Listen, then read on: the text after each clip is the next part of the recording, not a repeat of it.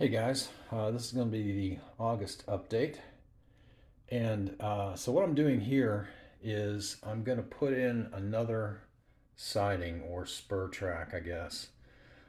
Back over to, let me move this stuff out of the way. Sorry about the shadows here. It's nighttime and I'm getting the shadow from the overhead light. But anyway, I'm going to put a spur track back over into this area somewhere. I have that warehouse and a couple of grain elevators and so forth, a silo. I'm not sure what the arrangement's going to be, but I'll figure that out once I get the spur track in. But that's where I'm going to put the turnout. And it is going to, it's an Electrofrog turnout, Pico. None of my other turnouts are Electrofrogs. So there are videos all over YouTube on how to modify these things to get them to work with DCC. And I'm going to try that modification and we will see whether or not that actually works. I had an issue, if y'all remember, a few months ago with a short over here on this side. And what I had found out was I had installed a turnout in here that was Electrofrog, and I wasn't aware that it was. Um, I don't remember where I had gotten it. Maybe, maybe it was mislabeled, but whatever. It caused me a real big pain on there, and trying to figure out how to fix it. So I just took it out and bought an Insulfrog turnout and sold it. But anyway, so this one's Electrofrog.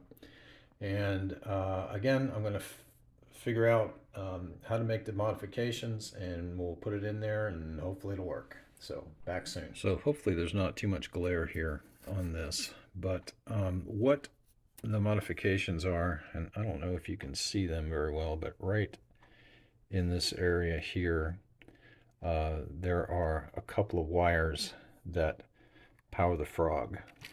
And if I can get my screwdriver in here to kind of point out where those are. So there's one right there and one there. I've got to remove those first. And then once those are removed, and the way an Electrofrog works, for those of you who aren't aware, let me turn this turnout over for a minute. So when the turnout is thrown so that contact is being made with this rail here, it powers the frog based upon whatever polarity this rail is. And then when you throw the turnout the other direction, it powers the frog based on the polarity for this rail. So hence the term Electrofrog. Taking these wires out of here, in here and here, removes the electrical contact from these two rails to the frog. The replacement for that is, once these are removed, you solder a jumper from this rail to here and from this rail to here, and then it constantly powers the frog. So you would say, well, if that's the case, it's going to short out. That's exactly right. So the other modification that you have to do is, well, sorry, I misspoke there. Once you take these little wires out of here and you power those rails with the jumpers, you can see there's a split in these rails right here, so the frog will not be powered. And what it does, it doesn't depend upon the contact between this rail here and this rail here when the switch is thrown to provide power to these rails. They're constantly powered. So you don't have to worry if you get dirt over here, it's not going to, leave this section, this rail and this rail unpowered. Okay, so that being said, the other piece that has to be done, insulated rail joiners have to be here and here when it's installed. That keeps the power from this rail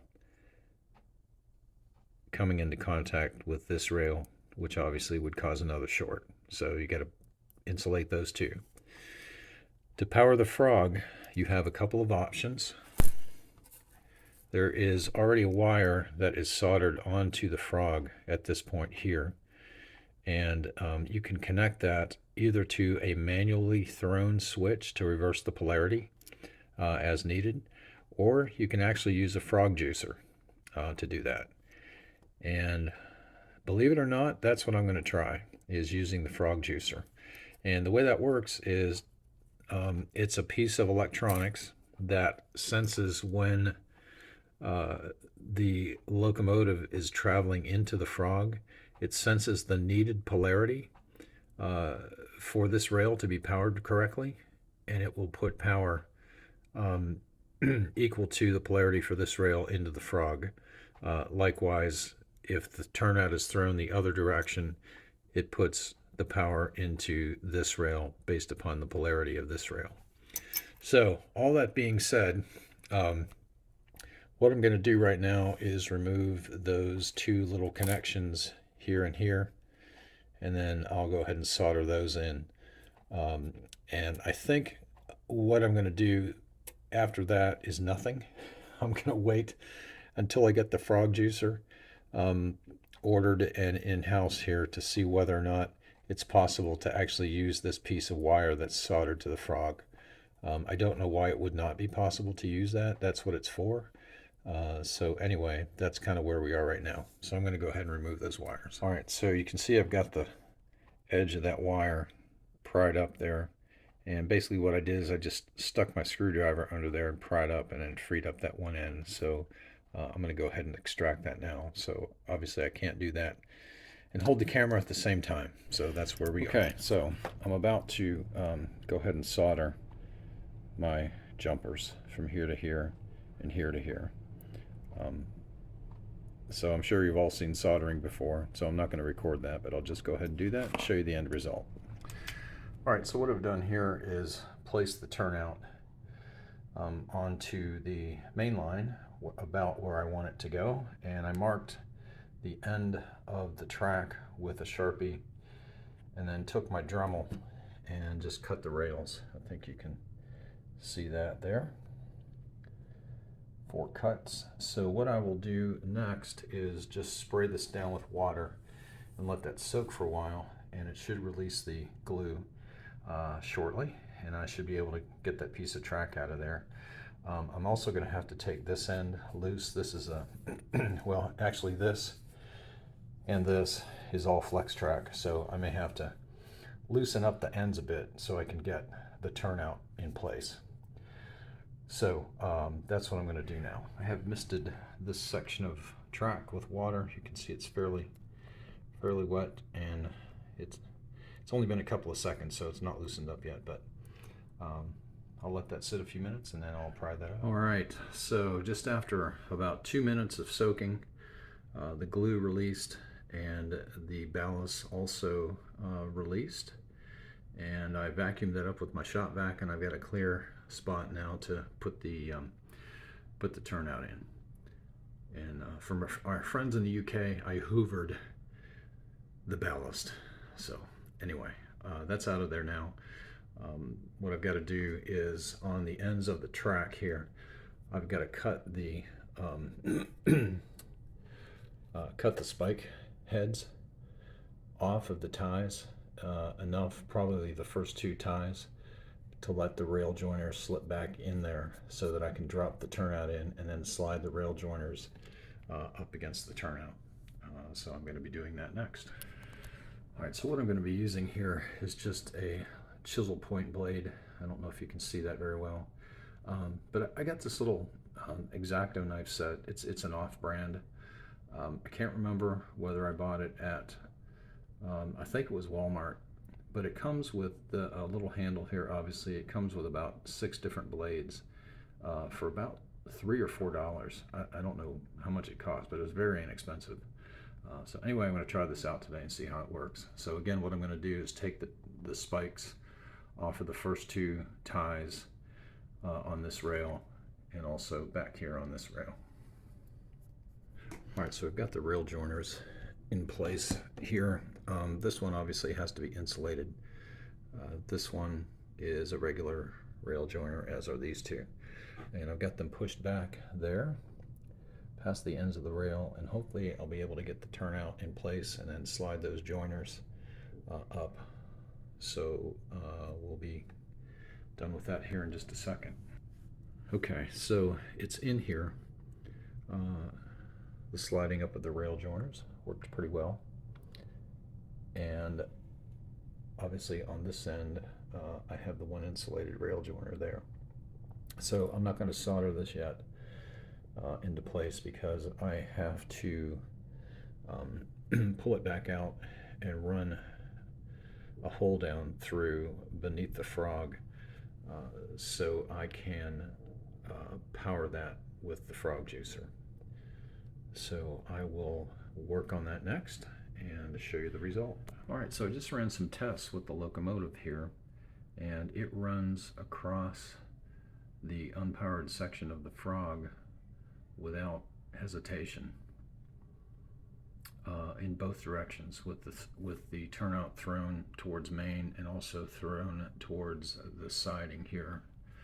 So I think the only thing I'll have to do is power this rail on the siding, and I should be golden back here without having to use a frog juicer. So I'm gonna try that out, and if that works, I should be okay. I'm never gonna run, you know, any diesels that have a short wheelbase, you know, like a 2-axle diesel or anything like that, a little switcher.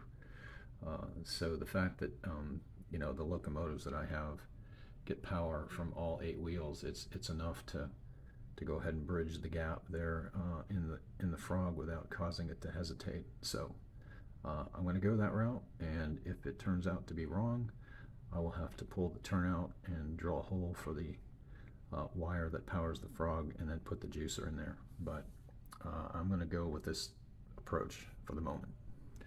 Well, I have the turnout completely in. It's painted, the track is in and ballasted, and you can see it's still a little bit wet. So but anyway, it's turned out to be fairly successful getting this turnout replaced in here. So again, what I did on the frog is it's an electric frog, so there's our plastic rail joiners here and here to prevent the frog from getting any power. And I soldered back here at the back edge of this siding a connector. So this rail here is live at all times, and then this rail is governed by this switch on the front that says grain right here. So that provides power to the siding, and also with the insulated rail joiners in there, it's preventing any kind of shorting that might happen. So I'm fairly happy with this installation. I've got to put in some paving in here for the parking lot area. What's going to go in there is this structure, if I can pick it up without destroying it here. So this is going to go in here. It'll just give me another industry to spot box cars and such, covered hoppers, you know, that type of thing. So that's going to go in there. So I'll pave between these two sidings and back, and then here I don't know what I'm going to put in this area yet, but as I work my way around the layout, adding scenery, that is where I will go to next. I'm not sure if I have any more of these foam sheets left that I used for pavement over here. I may have to get a few of those before I can move on, but I think that's really going to be about it. And really, as far as an update for August, I think that's really it. I have not done a whole lot in August. So anyway, as you all are aware, I was out of town for a couple of weeks in July, and then um, we had some other family commitments that we had to take care of. But anyway, so the layout's kind of a mess right now. I've got stuff sitting everywhere, but you can see there's not too much has changed.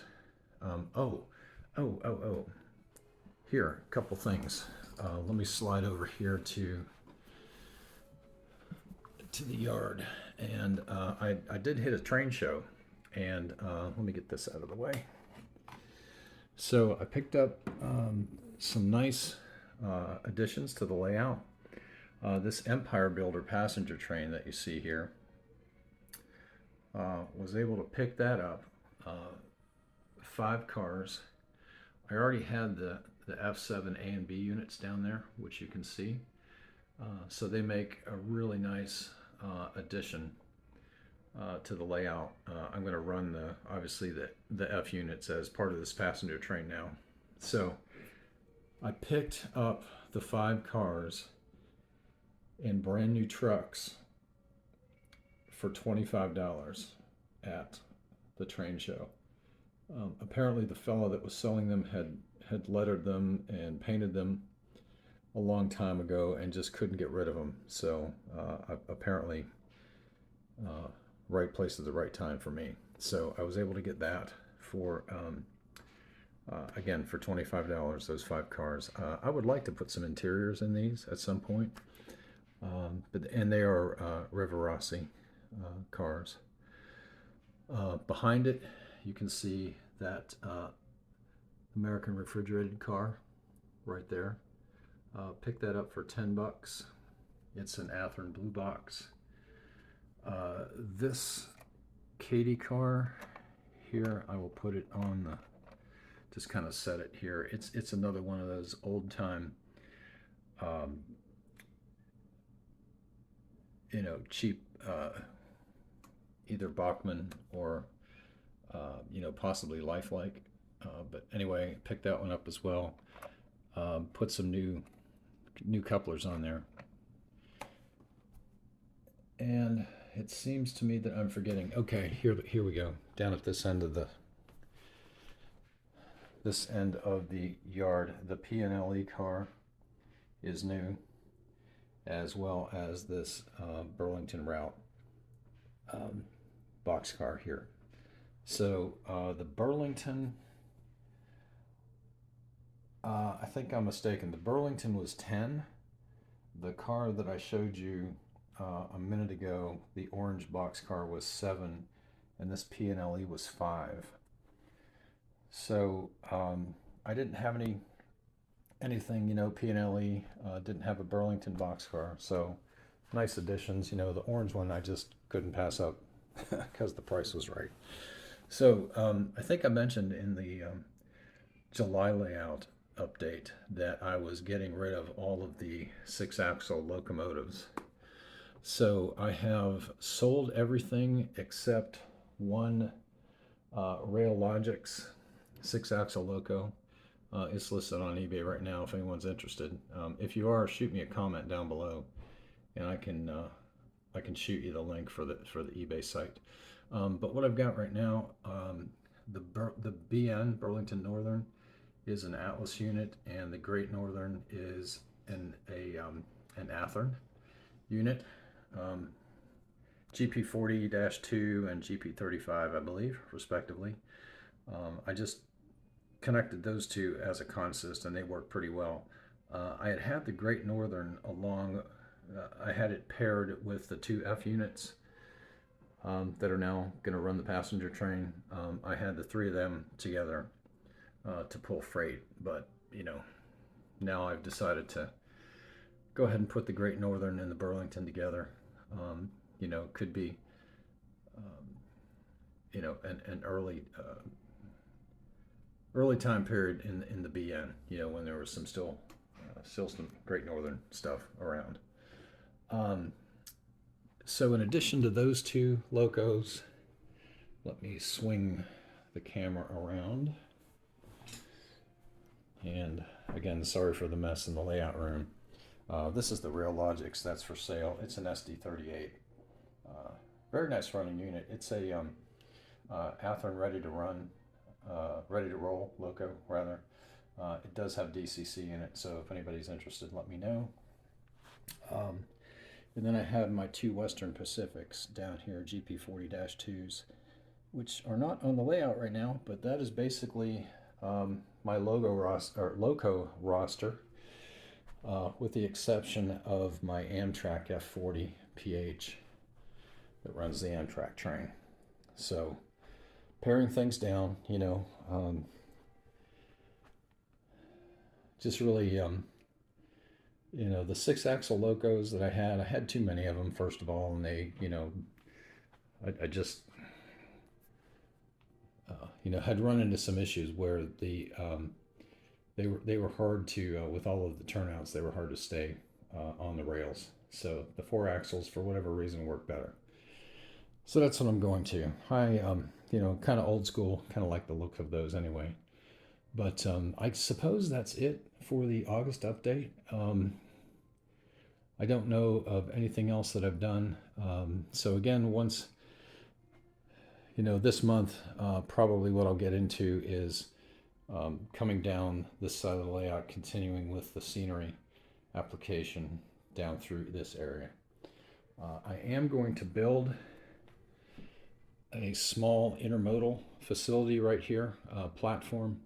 Those little warehouses are just in there to kind of as placeholders right now. But I'm going to put an intermodal facility in there, kind of a dock more than anything else. I have a lot of trailer on flat car and trailer, you know, that are on spine cars don't have any containers. They're all trailers. So I'm going to put something in there for that. And then the little warehouses will get placed somewhere. All right, guys, thanks for watching. Appreciate everyone's comments and staying with me through this journey. And again, please like and subscribe if you have not already, or are not a subscriber. I would appreciate it.